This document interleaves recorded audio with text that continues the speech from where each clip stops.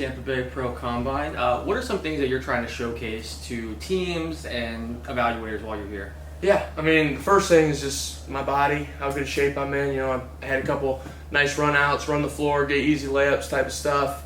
You know, I've lost probably 20 pounds since the season, down to about 13% body fat. So I've been working on that a lot back at home where I'm training. And the next thing is my shooting. You know, I was 0 for 2 today. Felt good though. Felt good to kind of get out there, get some pick and pops.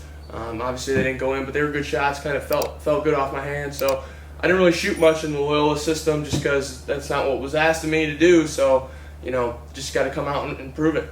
You were in the national spotlight this season and 2018-19. What were the best and worst parts of that? You know, what kind of comes with that? Yeah, I mean, obviously the expectations are super high. You know, especially after we went to that Final Four my freshman year. You know, the next year everyone, you know, wanted us to go back again, do it again. Well, it's not that easy. You know, it's not that easy to come down to the Final Four teams. And then obviously, you know, this year with what we did in Sweet 16 and everything like that, it was a great ride. It was a great way to end my career, and I'm happy at my time at Loyola. I just thought, you know, it's time to move on.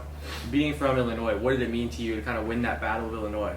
Yeah, I mean, we all kind of had that one on our radars. You know, when the Selection Sunday got released, you know, we came into it with a good mindset. You know, we were going to take it to them. We're going to play hard, and we're going to be intimidated. And you know, once we got in there, first 5-10 minutes of the game, we knew we could hang with them. Those are both such great teams, obviously. What are the biggest differences between those two teams? Man, I don't know if there is a lot. I mean, I feel like you know, both teams had, you know, tough senior leaders. You know, Dante Ingram, Ben Richardson, were Andre Jackson, some of the guys that were kind of seniors when I was a freshman, and then, you know, on this year's team we had, you know, myself, Lucas, we had a bunch of seniors. So I think senior leadership was a similarity. You know, defensively and offensively, we played together, moved the ball. Defensively, I mean, this last year we were number 1 in the country in defensive points per game. So we're really locked in on both sides of the ball for sure. Excuse me. We've seen the NBA shift so much as far as, you know, how bigs are used, and how do you feel like you fit in the NBA as a modern big man?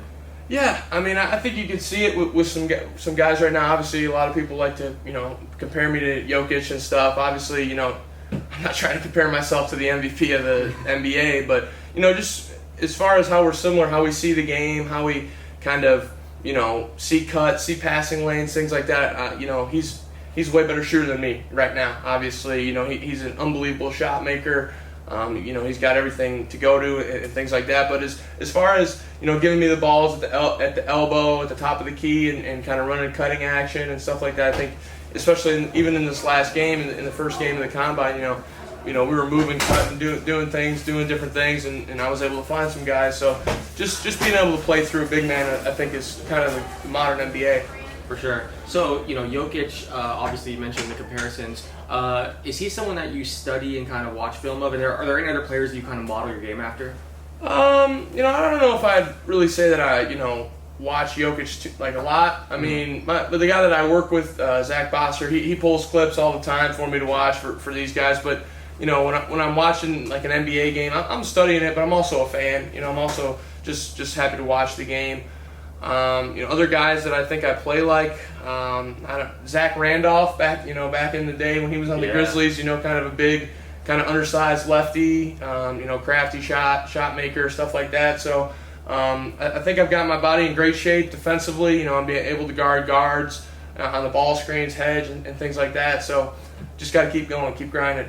You mentioned Jokic being a better shooter than you. Is that something that you're really working on, your shot? Oh yeah, I'm shooting every day. You know, trying to get up a ton of shots. Obviously, that's probably the number one question coming into all this the pre-draft stuff is can I make a jumper? Can I make a 15-footer? Can I make a three? And you know, like I said, I took 2 today. They felt good off my hands. They just didn't go down. But you know, if you want to be a shooter, you got to have short-term memory. So.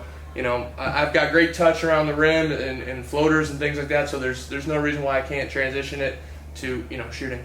you're really good at kind of knowing when to look for your own, points, when to score, when to kind of facilitate for others. How did you kind of develop that? And what were kind of, was there someone in your life that kind of helped you with that? Is that something you always had a knack for? How did you develop that? Yeah, I don't know. I think maybe it's just something I kind of always had. I've always been kind of a team first guy, trying to get everybody involved. I think that's the best way to play, just to make everyone kind of feel involved in the game, get other guys' confidence going, and then. If you see something, it's just kind of being crafty, If you see something like a slip or a wheel or something like that, just take advantage of what the defense is giving you, and that's just kind of what I do. I have to ask about Sister Jean. What did she mean to kind of the program and to the team? Yeah, Sister Jean, with this year with COVID and all, she wasn't around much just because, protocols and everything, but she did call us before every game, said the prayer before every game. Obviously, during 2018, she was kind of a hit sensation and everything like that. But yeah, she's great. She emailed us after every game, keep your head high in a loss, great job in a win type of stuff. So, it was just great to have her in your corner kind of all 4 years during my career.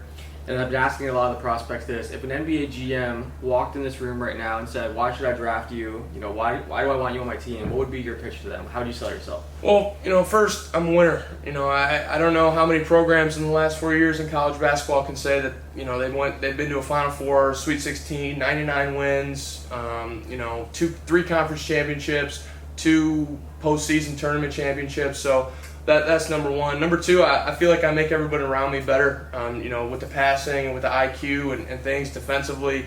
There's a lot of questions about, can I guard bigger dudes, can I guard smaller guys, things like that. But, I was a center on the number 1 defense in the country. Yeah. I got a little something to me. And, whether that be through IQ, through, quick hands, I got quicker hands than people think.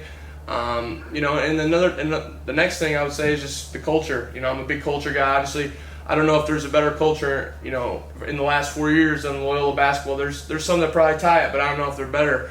And I was a day one guy, number 1 guy with the culture every day, being loud. You could probably hear me out there. I'm always talking, always kind of giving dudes encouragement and stuff like that. So, yeah. And last thing, one more thing. We always see in the NBA draft process, teams tend to value potential and young guys. What are some of the advantages and disadvantages of being an older player that's kind of going through this now? Are more mature, NBA ready? Do you feel like it's somewhat of an advantage in some aspects? Yeah, like you said, being more mature. I'm 22. I've been through college. I've seen a lot. Like I said, 99 wins, and I've seen a lot. There's tons of different ways to win basketball games, and that's not to say that younger guys don't know how to win. It's just, I've been through those battles. I've been on the road with a packed crowd and type of stuff like that. So. There's also advantages to being, a younger guy, more potential, more, you got more years to play and everything like that. So, yeah. Well, thank you, man. All right. I appreciate it. Thank you, guys.